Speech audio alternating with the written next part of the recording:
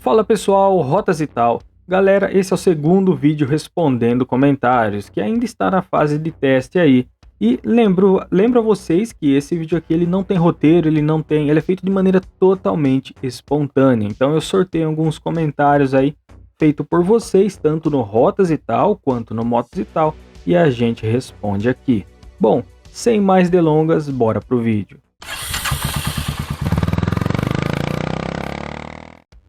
Bom, começando com uma pergunta aqui meio polêmica. Qual a necessidade de um V2 em um motor de apenas 250 cm3? Muita complexidade para nada.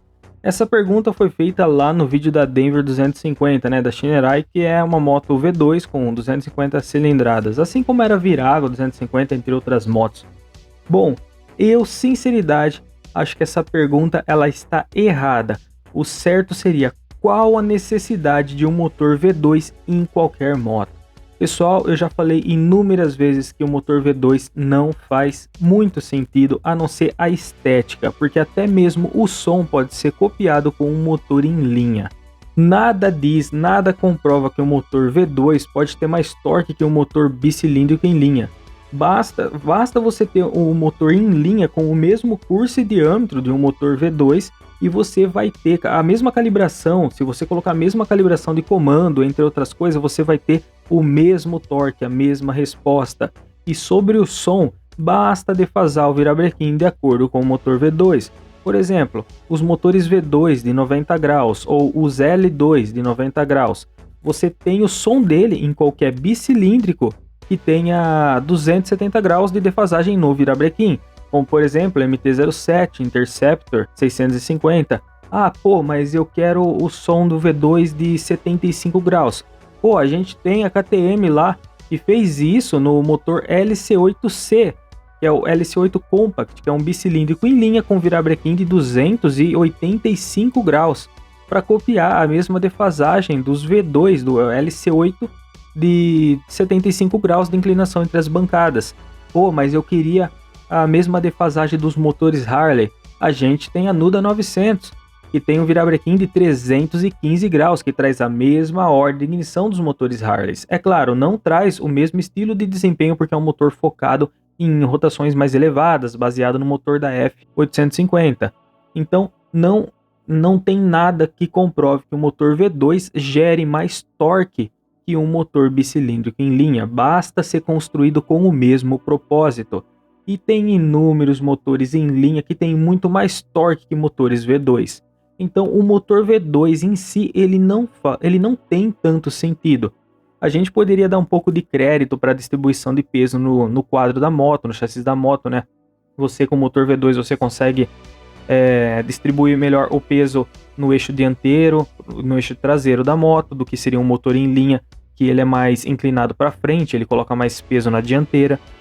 Ou então, por exemplo, na Ducati, que usa o motor V2 de 90 graus deitado, que seria um L2, que você coloca um cilindro lá embaixo, então você abaixa o centro de gravidade, mas também que vai perder para o centro de gravidade de um motor boxer, por exemplo, um bicilíndrico boxer, que tem os dois cilindros deitados. Então, o motor V2 ele é mais uma questão de estética do que as suas vantagens em si, porque elas praticamente não existem. Eu poderia citar mais uma vantagem, que seria a moto ser mais estreita. Por exemplo, como são dois cilindros alinhados na longitudinal da moto, você consegue criar uma moto mais estreita. Mas quando você vai ver a moto montada em si, como por exemplo uma V-Strom ou uma KTM Super Duke, cara, elas são largo quanto por causa do resto da carenagem. Então realmente fica essa questão. O V2 ele não tem muitas vantagens além do visual. Praticamente eu diria que é só o visual mesmo. Eu fiz o vídeo lá no canal principal, lá, o auge e a queda dos motores V2, mostrando que eles vão ficar só para motos nichadas mesmo. E é pelo apelo visual. Se nós formos considerar os motores V2 arrefecido a ar, nós temos mais desvantagens ainda. Por quê? Porque o vento ele vai passar primeiro pelo cilindro dianteiro para depois chegar no cilindro traseiro. Então é um motor que oferece muitas desvantagens, fora que você tem dois cabeçotes, dois cilindros separados, dois comandos de válvulas lá totalmente independentes um do outro. Então o motor V2 ele é irracional, tá? Ele é irracional. É claro, é totalmente diferente de um motor V4, tá, pessoal? Não tem nada a ver o motor V2 com o motor V4, que esse sim oferece vantagens em relação ao motor de 4 cilindros em linha. E mesmo assim, com todos esses problemas aí, eu amo o motor V2, cara. Não importa se é só visual, eu amo o motor V2. Segunda pergunta. Será que uma ponteira de Fusca dentro dessa ponteira não ficaria com um som interessante? Muita gente fazia isso nas customs antigamente e ficava muito bonito o som. Essa pergunta foi feita lá no vídeo do modos e tal do escapamento da minha Classic 350, né, que eu peguei lá no AliExpress. Eu já tinha colocado uma ponteira de Fusca na Shadow 600, cara, eu tinha gostado muito do som que ficou. Mas, para tirar sua dúvida, que tal a gente ver como que fica? Olha aí.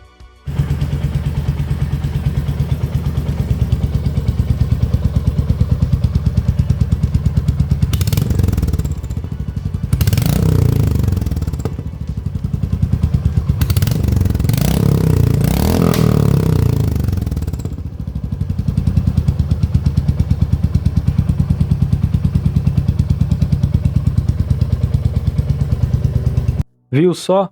Bom, é o seguinte, ficou muito mais baixo que o som do escape original, cara. Apesar desse escape aí que está sendo usado, ele não ter nenhum abafador interno, ficou muito mais baixo que o escape original.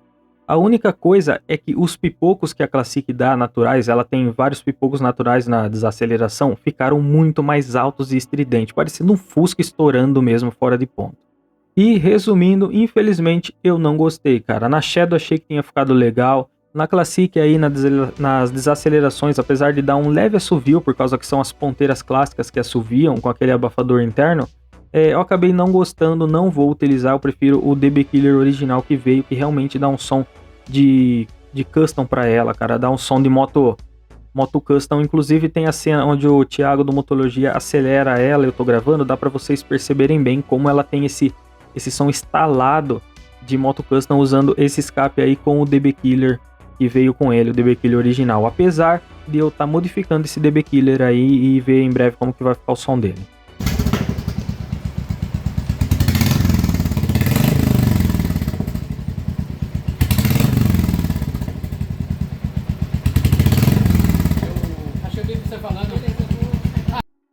Próxima pergunta, será que vale a pena comprar uma Himalayan 2023? Gostaria de viajar em rodovia e em um off-road bem leve. Queria saber se ela faz ultrapassagens seguras. Bom, tem dois pontos que eu quero destacar.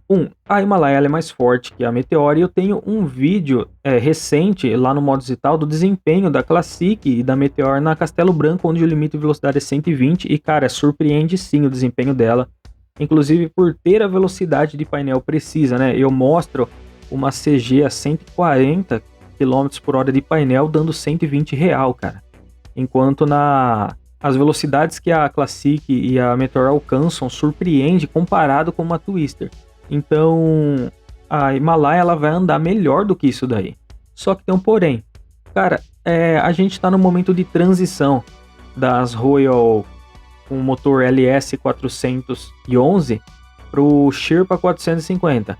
Então, no momento atual, eu não recomendo que ninguém vá atrás de ficar comprando o Himalaia, porque a gente não sabe ainda o que vai acontecer com essas motos aí. Seria muito triste você comprar uma Himalaia, hoje, uma Himalaia 411, chegar a Himalaia 450 com motor Sherpa, e a sua moto, a Himalaia 411, desvalorizar mais do que ela costuma desvalorizar.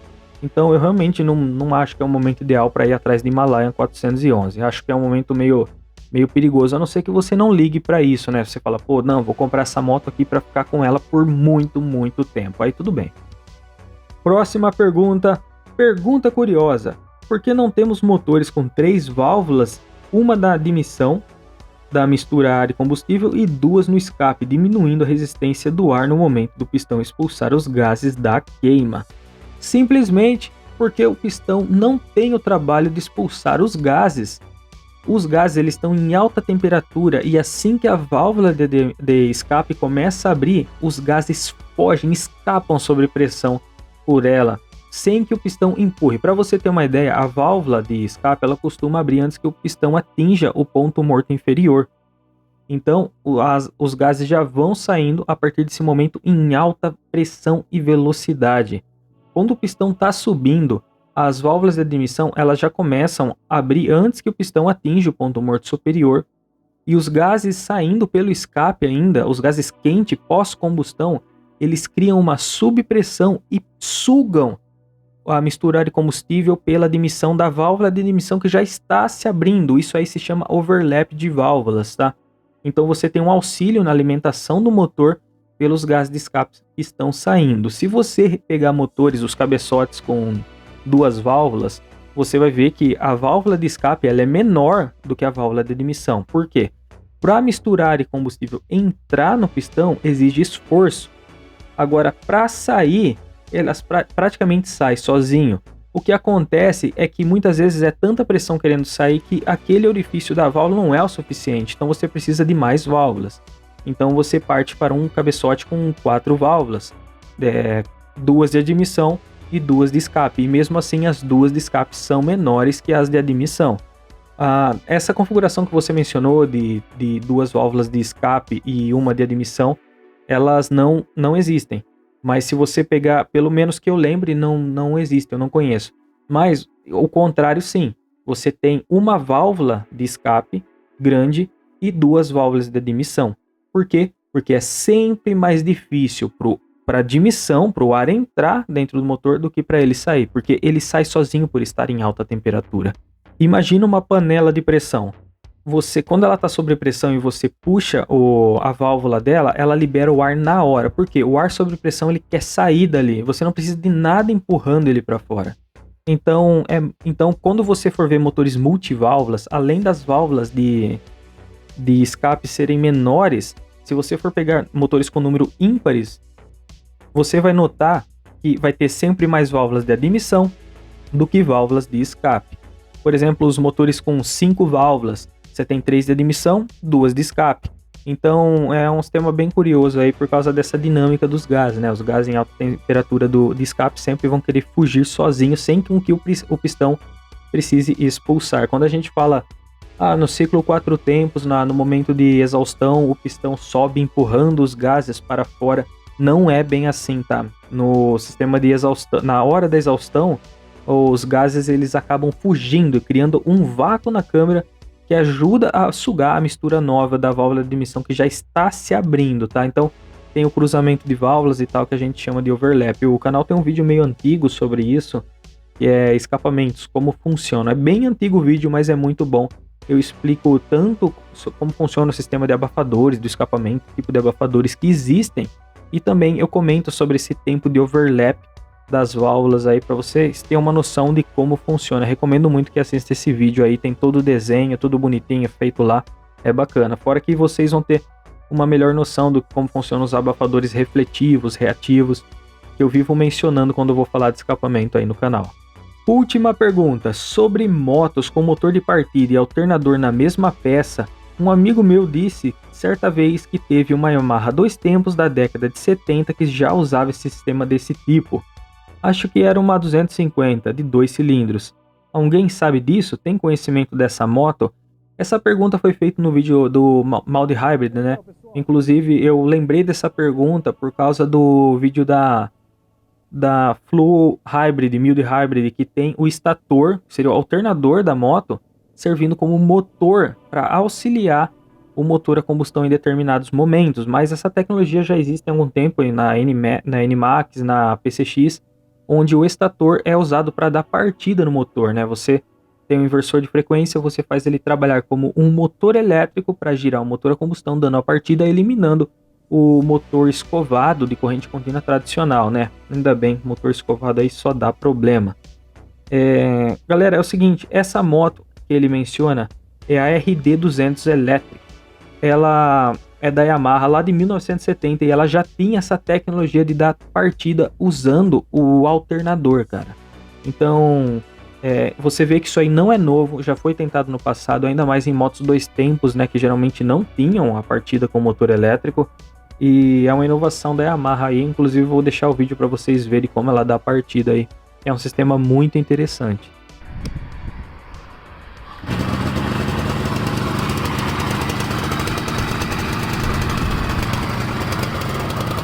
Ah, e aqui, ó, temos uma pergunta bônus nesse vídeo aqui que eu tinha me esquecido.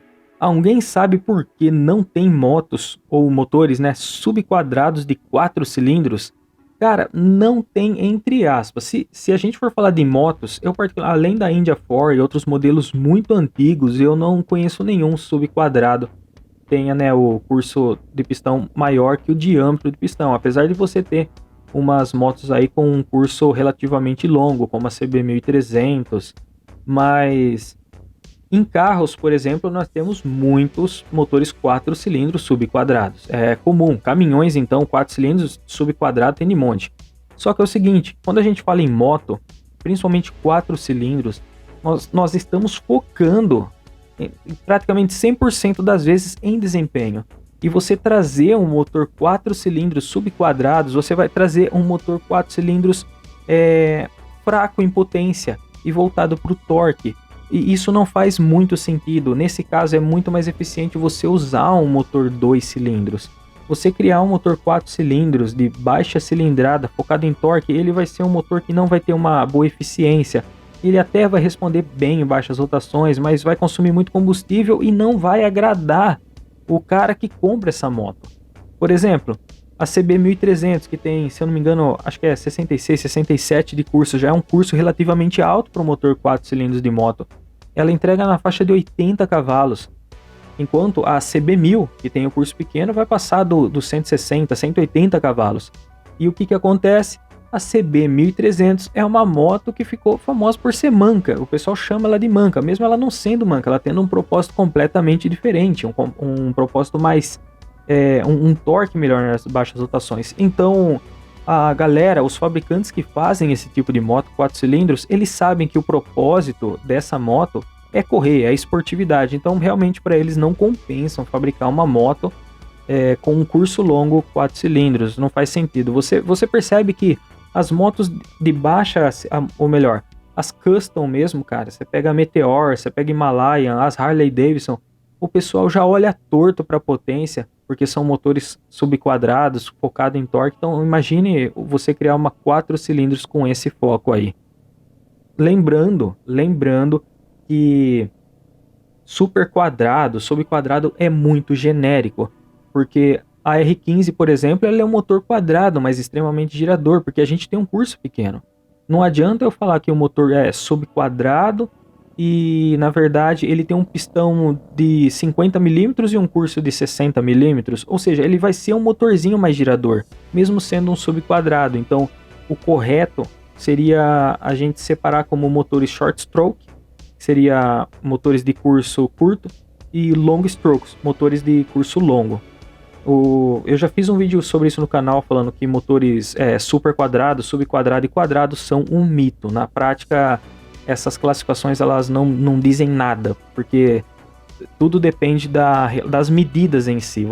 Como eu disse o exemplo da R15 aí, que é um motor quadrado, mas é mais girador que muito motor super quadrado que a gente tem aí no mercado. Se a gente pegar, por exemplo, a Rocket 3, ela é um motor super quadrado, só que ela tem um curso com mais de 80 mm. Então ela é um motor long stroke, que gira pouco. E se você comparar a cilindrada dela com a potência dela, você vai ver que ela entrega pouca potência em relação à cilindrada. Então, mais uma vez, essa questão de subquadrado ela é muito, muito relativa, ela é muito genérica, sabe? Bom, mas então é isso. Esse foi o vídeo de hoje aí, com esses comentários, respondendo, né, esses comentários aí. E lembro você que você pode estar deixando perguntas aqui nesse tipo de vídeo aqui ou em outros tipos para aparecer nesse vídeo aqui de modo aleatório, tudo bem? Então vão ser respondidas desse jeito, sem roteiro, feitas na hora. Eu vou lendo as perguntas aqui, já vou printando elas para organizar no vídeo, jogando na tela aqui e respondendo em tempo real para vocês, tudo bem? Então comente aí o que você achou desse vídeo aí, curta esse vídeo aqui para apoiar o canal aí, se inscreva para não perder nenhum vídeo e falou!